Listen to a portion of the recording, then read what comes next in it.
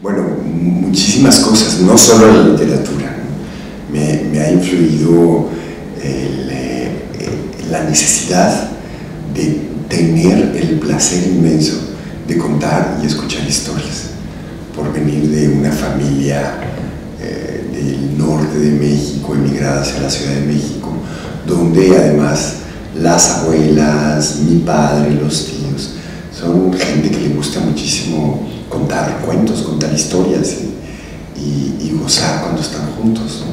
Entonces para mí ese es el principio literario. Y por supuesto que una vez que empiezas a tener ese placer de contar historias, empiezas a escuchar cómo lo hacen otros, incluso por escrito. Y los primeros libros infantiles eran libros que mi padre había ilustrado, porque entre sus múltiples trabajos fue ilustrador de libros infantiles. Los primeros libros que yo tuve fueron libros ilustrados por mi padre. Y después mi padre tenía otro trabajo que era hacer las portadas de novelas gráficas, de cómics. Y siempre que estaba haciendo alguna, trabajaba en la casa, ¿no?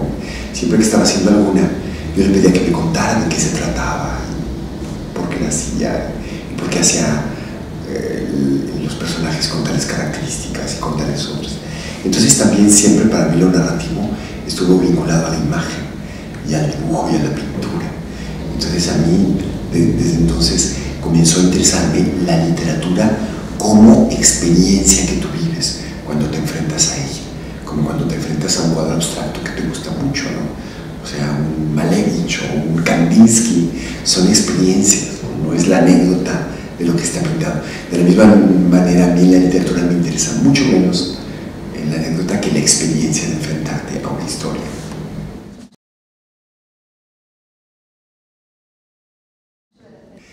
Es muchas cosas a la vez. Siempre digo que en el mundo barroco las cosas son y no son al mismo tiempo. Es desde el principio una ciudad real. Existe en la costa atlántica de Marruecos, se llama oficialmente Essaouira desde 1957. La gente la conoce como Essaouira Mogador, o mucha gente simplemente dice Mogador. Desde todavía no solamente usan el nombre oficial. Mogador es muchísimas cosas, es el universo también, el hoyo negro donde se concentra todo mi universo de experiencias vitales durante casi 20 años.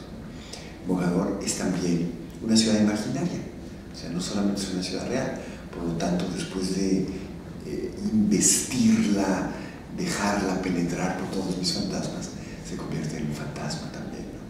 Y Mogador a veces flota en la imaginación de quienes la leen, ajustándose un poco al cuerpo de quienes leen, ¿no? Es un fantasma a la medida.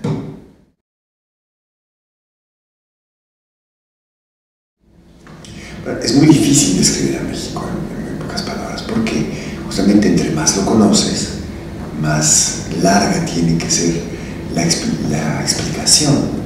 Pero para mí México, bueno, es mi país, y mi país es un país complejo, fascinante. Claro, cualquiera te puede decir lo mismo de su país, ¿no? Complejo, fascinante, que es un ejemplo muy particular de mestizajes que incluyen no solamente lo indígena, que eran muchos pueblos indígenas, sino muchos pueblos que venían de la península ibérica, incluyendo la vertiente árabe, la vertiente norafricana. Y entonces este receptáculo del mestizaje fue además el lugar de construcción de un mundo donde las formas que venían del norte de África eran, en la época de la conquista, sumamente avanzadas para construir, para hacer cosas de todos los días como la cerámica y como los textiles. Por lo tanto, México es un país que es nieto de la España arábigo-andaluza, de la misma manera que lo es Marruecos.